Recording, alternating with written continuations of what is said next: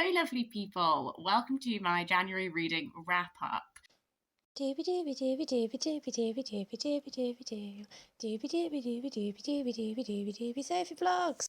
I feel like I've kicked the year off with a bunch of really interesting books, and that is fabulous.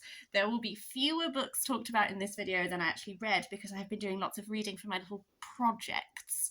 But I'm just going to dive in. I'm going to stop waffling. We're just going to go for it. The first book that I finished in 2023 was The Woman Warrior by Maxine Kingston, with an introduction by Zhao Lugo.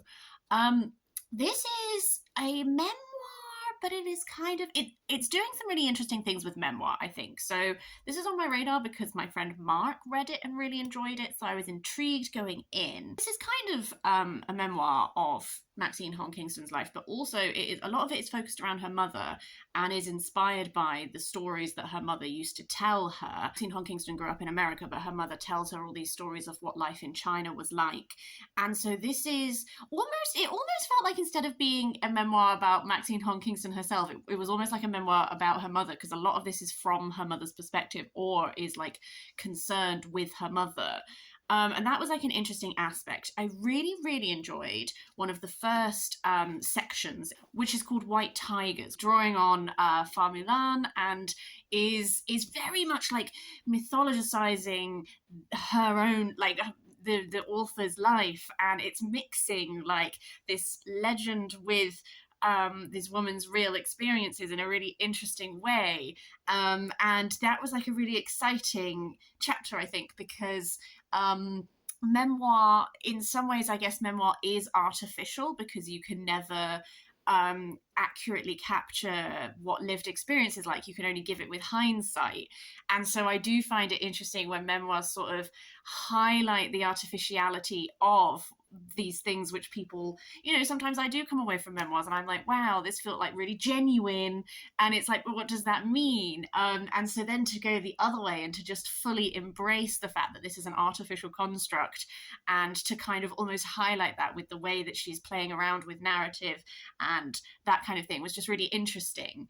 I think as it went on, I didn't enjoy some of the like latter chapters as much, partly because there was like less of that, but also just I don't know, what they were focusing on, I for me didn't find as compelling, but I'm sure that there are lots of people who do, and I don't think this was a bad memoir. I just definitely think that it started off really interestingly, and then as it went on, I sort of became a bit less interested.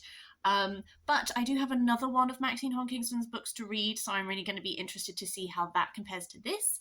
The next book I want to talk about is a 5-star new favourite, and I knew it would be. This is Stone Blind by Natalie Haynes. Natalie Haynes is an author that I have read her, before this I have read her non-fiction, which is literally just here, Pandora's Jar. And I own all of her fiction books, and I've just never actually read any of them until now. This is a retelling of Medusa, but what I really enjoy about Natalie Haynes, one of many things, is that this weaves in a lot of perspectives. So every chapter you're changing perspective and you're getting a different... some of those perspectives are Medusas, some of them are bringing in like Danae, and some of the gods, like Athena has a real presence in this, but in a way that I actually really enjoyed, because I don't always like how Athena is portrayed in Greek myth retellings. But one thing I really enjoyed about this is that the gods are suitably disconnected from human cares. I don't know. I don't love it when stuff like gods come in and they're like amazing, fair, wonderful beings, and I'm like, no thank you. Well, I liked that this, like, we follow Athena, and we have like Athena's origin myth in this as well, and her perspective, she doesn't understand why mortals care about certain things. She doesn't get it, and to me that makes her way more compelling, because I think that one of the interesting things about particularly Greek myth is that you have these very powerful beings, but who have absolute like squabbles and stuff like this, and it's because their realm of what they care about is disconnected from mortality, because they're not mortal, therefore they have eternity, and that can lend itself to like epic stories, but it can also lend itself to really mundane, like, you exist with these people for all of time, probably going to get on each other's nerves, and I really enjoyed that aspect of it. I also loved what this is doing with Medusa, which is essentially just questioning what makes a monster. What do we define as monstrous? Is it a being that looks monstrous to humans, or is it a boy who, without questioning it, will go up and chop the head off of a young girl for no other reason than some guy told him he should? Like, this wonderful thing that makes you consider humanity as you read things that are steeped in some of the oldest stories that we tell ourselves over and over and over again. It's got a lot of humour to it. It's got a lot of snark to it, which I really enjoyed. For my first Natalie Haynes, I have thoroughly enjoyed this, and I will be hopefully reading more of her this year. I do want to prioritise it. Also picked up The Rules and Regulations for Mediating Myths and Magic by F.T. Lukens. This is a really fun little book. We follow this guy called Bridger, who he is desperate to move out of his hometown and go to college, so he is hoping to get a job and save money. He's gay, but he's not out to his family yet. He's only out to his best friend. He has this crush on this football player. We just follow him as he gets this job, which he thinks is initially just working for this kooky person, but actually as things unfold, it becomes apparent that the guy that he's working for is serves this role between myths and reality that is almost like protecting myths by making sure that humans don't find out about them, because that would cause havoc to the myths themselves. As this goes on, it becomes apparent that something has happened that is like disrupting the way that these creatures normally behave, and Bridger joins forces with this guy to like figure out what's happening. This was a lot of fun. This was very like light-hearted, lots of like pop culture references, that kind of thing. I'm not always big on books that have lots of pop culture references. It's not really my jam, but I did enjoy this. I had a really fun time. It is doing some cool stuff with myth. I almost wish that it had done more with myth, because I felt like we had some really cool like archetype awareness going on. I don't know, something about the conclusion of this, I was like, that's fine. I've enjoyed it, but it didn't like absolutely blow my socks off like I had hoped it would. But it was a really fun, light-hearted little romp. I believe there are more books in this series, and maybe they will go a bit further with this like engaging with myth archetype. I don't know, but had a really nice fun time, and it was a very like light-hearted book to go into in jam. Back onto some non-fiction, I read No Modernism Without Lesbians by Diana Souhami. I have quite a lot of things to say about this book. I, on the whole, enjoyed reading this. Modernism is a genre that I feel intimidated by, and to be honest with you, I don't know if I actually want to read any modernist writers, but I enjoy reading about the modernist movement. I have another book up here somewhere that is called Left Bank by Agnes Poirier, which is looking at the left bank in Paris, that is not just looking at modernism but also like surrealism and that kind of thing, and that's like a non-fiction history book as well. And so this I felt bounced off of that quite well in the types of people that we're talking about. Specifically, we are focusing on 4 people in this. So we are focusing on Sylvia Beach, Natalie Barney, Briar, Gertrude Stein. This brings me to a niggle I have about this book, which is the introduction. I was like, oh, Diana, because I have read Diana Souhami books. I've got a Gluck biography somewhere on here that I really enjoyed, and generally she's an author that I'm like actively interested in. Her introduction kind of rubbed me up the wrong way, because in it she talks about how Briar is a figure that we would maybe use he, him pronouns for, they, them pronouns for. Obviously, it is difficult to ascribe modern identities onto people from the past. I understand that. I did classical studies at university, and I did a whole module where we talked about, like, how can you ascribe sexuality to people who didn't have those ideas of sexuality? I get it, I'm with you. However, some of the ways that, for example, the acronyms of LGBTQ+ were talked about in the intro, I was like, hey Diana, what's that about? And then what I find difficult is, she talked about in the intro, she's like, I'm just going to refer to Briar as she, her, and she continually does throughout, despite quoting stuff like direct quotes from Briar saying that they felt like a boy born in a girl's body and that kind of thing. And that's a decision that you can make. Fine. very weird to then also talk about how only one of these four people actually self-ascribe themselves as a lesbian, and then call your book No Modernism Without Lesbians. Like, so it is fine to say, I'm going to call all four of these people lesbians, despite the fact that only one of them self-ascribed that term. But I'm also going to say that Briar, I'm going to use she, her pronouns, and refer to her as a woman throughout. And lesbianism and gender identity can be complex. I think what I'm saying is that there is a complex discussion there about ascribing modern labels, our understanding of people's gender and sexuality in the past, and all that kind of thing. But like the tone and way that it was like talked about in the intro, I was like, oh, I did enjoy this as a whole. I definitely feel like this particular moment in history was so interesting. I will say, compared to the other Diana Souhami book I've read, this one did feel a bit more, I can't think of the right word, but very, the writing style was definitely little sections, so little subheading and then about a paragraph or two and then a different section with a subheading and a paragraph or two. And so there was this element at times where it felt a little, not like fully disjointed, but a bit fragmented at times, because it was very much like section, section, section, section, rather than like a long biography of people. On the one hand, that can be great because that means that there are manageable chunks that you can read this book in. So that's not inherently bad. It's just because my preference was to just read this at times when the sections were so small. It was like, here's a little section, and here's a little section, and here's another one. I also occasionally did find, as particularly with Natalie Barney. So, like, Sylvia Beach, we do all of her life. That's the first person we look at, super in depth. And I was like, wow, I've really come away. Like, I learned a lot about James Joyce that I wasn't necessarily interested in, but I also learned a whole bunch about Sylvia Beach. And I was like, great, fab. Some of the other people, specifically Natalie Barney, we jumped from. She talked about Juna Barnes' The Ladies' Almanac being released, and I was like, that's 1928 because that's the book that's on my radar that I want to read.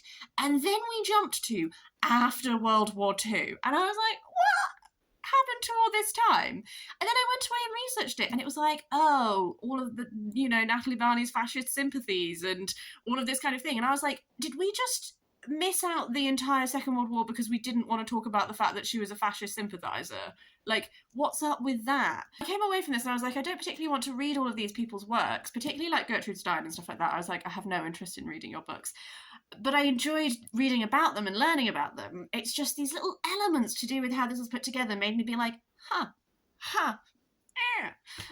that little squawk noise. So I did enjoy it. If you want to learn more about modernism, would recommend it. Just maybe take it with some pinch of salt with some of the ways that things are talked about. I don't know. But leading on from that made me pick up a beast. This is Portraits by Man Ray, because Man Ray is briefly touched on in No Modernism Without Lesbians. I also read for a different reading project, I read White Truffles in Winter, which is all about Escoffier and has tiny little overlaps with a couple of characters. So this is a book that I bought for my partner a few years ago because he really likes Man Ray's photographs.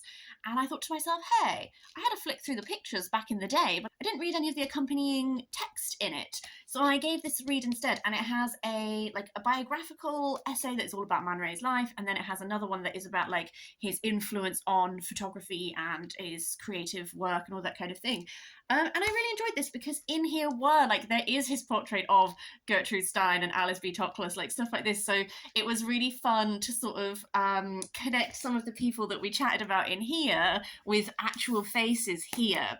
There is a book that has just come out that is called Kiki Man Ray, which I really want to get my hands on soon, which is about one of his models who he had like a really intense relationship with. So a figure that I have been familiar with his work for a while, but I'm really pleased to understand a bit more about him and his creative process. I would be really interested if anyone has any recommendations of further reading, like specifically non-fiction to do with that particular time.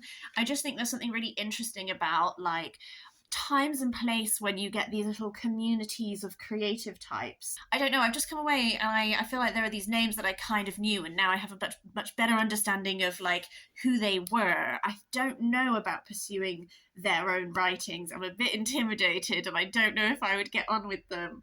That's why I think I'm intrigued from like a non-fiction perspective. After that is a comic. This was a Christmas present from my dad. It's Camelot 3000 by Mike W. Barr and Brian Bolland.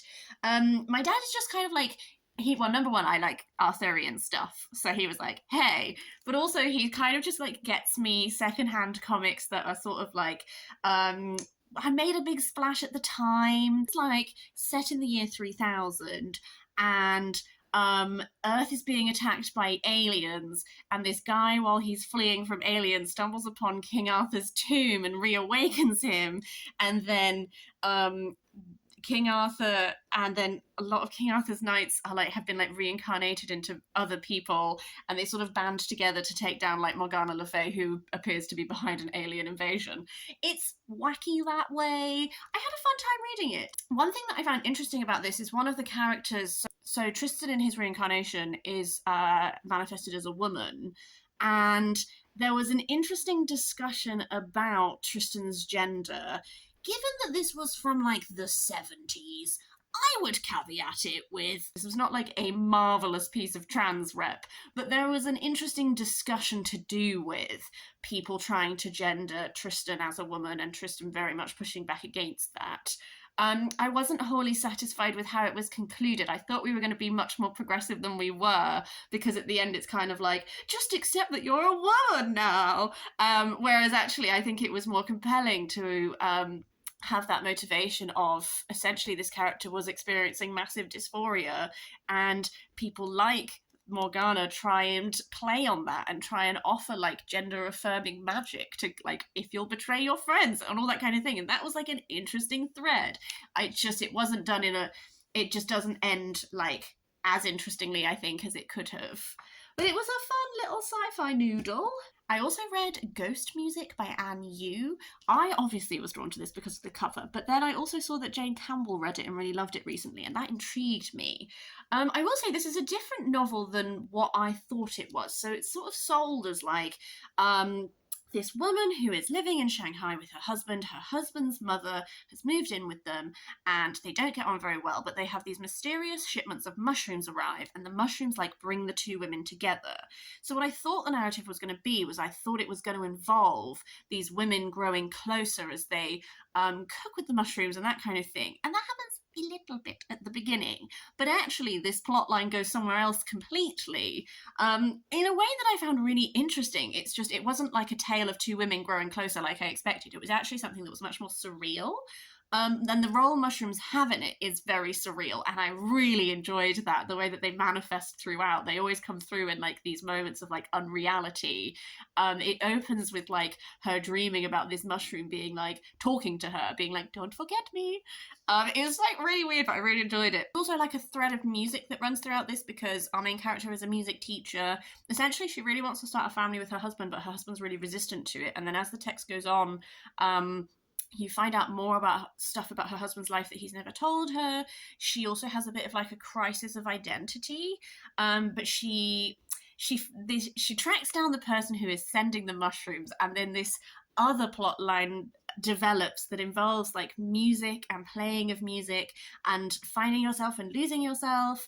And there's essentially like, as I was reading this, I think the writing was really beautiful. I really enjoyed the way that it was written and the style that it was written, and I felt this like sense of unreality, like this slight sidestep to what the world is. I don't know. It was really, really interesting. And I know that she has another book called Braised Pork, and I think I'd be really interested in reading that. I'm sure that it will be quite different, but it's one of those that I didn't really know what to expect. And I think I've done a terrible job of describing it to you, but it was a very fascinating tale. After that, I read Crier's War by Nina Varela. This is like a sapphic YA fantasy.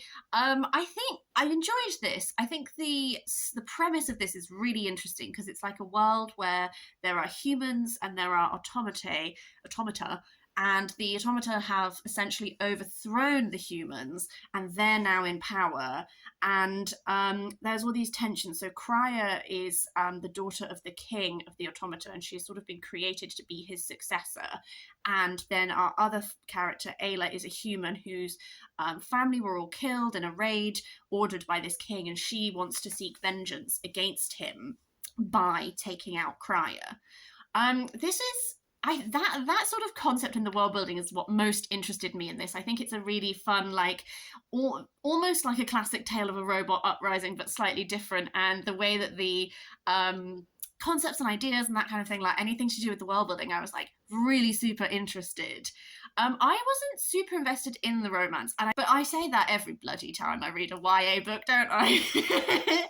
I will say, I think some of the way that the romance was marketed did not match up to my experience of it. See, it pitched as an enemies to lovers, slow burn romance, and I would say, only one of these people knows that they are enemies. Crier has no idea about Ayla's motivations or anything like that. To her, it's more of like a forbidden romance because human automata relations are forbidden. And also slow burn, like, it is slow burn in that, like, their relationship isn't really happening by the end of the book. But also, like, I felt like Crier just had immediately, as soon as she saw Ayla, she was, like, obsessed with her. So it was like kind of slow burn, but also like this one person was obsessed with the other person and the other person wasn't really aware of it for a while. I don't know. It just didn't really like, I think the romance I'm just like not really interested in. And some of the pacing maybe, like it's quite a slow paced book. It takes a while for the plot threads to develop. And I'm just not sure if I'm interested in continuing and reading the second book. I think the things that I liked the most were the world building and the concepts. I'm not sure if that's enough to continue. I don't think it's bad. I had a really fun time. I can see why people really love it. I think potentially as I go on, I realise that I am like, I don't read that much YA because I'm not the target audience for it, and so a lot of the time, like the romances just don't hit for me and that kind of thing. And that's not bad. That doesn't mean that I don't enjoy the reading experiences. It just means that I come out of them and I'm like, fine. The final book that I want to talk about is No Time to Spare by Ursula K. Le Guin. This is a set of non-fiction. I was going to say essays. It's just blog posts from her blog that have been like collated and published by theme. I wanted to love this more than I did. I really like Ursula K. Le Guin. I really like her writing. I've liked a lot of the quotations and stuff that I have read from her. Some of these essays I did love. There's specifically some essays to do with old age I thought were brilliant, and to do with the construction of writing and writing principles and ideas and that kind of thing. So there were a few in here that I just thought was brilliant. I think the flip side is that there were just a lot that I could just tell. I don't mean this to sound... I don't want this to sound in a bad way. There were a lot that I could tell were blog posts rather than essays written with a purpose to be published, if that makes sense. Because there were just so many posts about her cat. I'm not really a cat person. I am allergic to cats. So I wasn't really interested in reading like 5 different essays about your cat. And that kind of thing. So there are real gems in here, absolutely, for sure. As a collection as a whole, I don't necessarily think it's going to be one I'm going to keep, but I have a few people in my life that I think might like it more than I did, so I might give it away. The handful of essays that I did really love in here, I did love, and I think that they're brilliant. So not bad, just not 100% gripping my soul like I thought it might. That's everything I want to talk about in this wrap up. I would love to know if you've read any of these. I'd love to hear your thoughts on them. Or anything like, what was your best book that you read in January? Let me know. I would love to have it in my little awareness in case it's something that I also want to read. But yeah, otherwise, I hope you're having a lovely day. I will see you next time for something different.